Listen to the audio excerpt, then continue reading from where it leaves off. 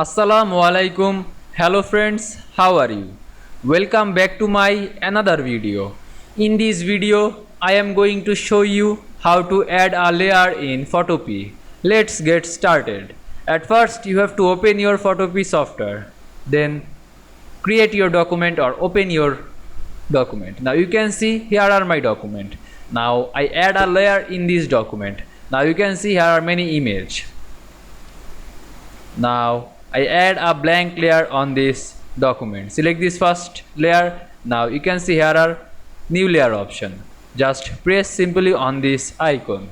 Now you can see here are a layer, here are a blank layer. Now you can see I add a layer in Photopea very easily.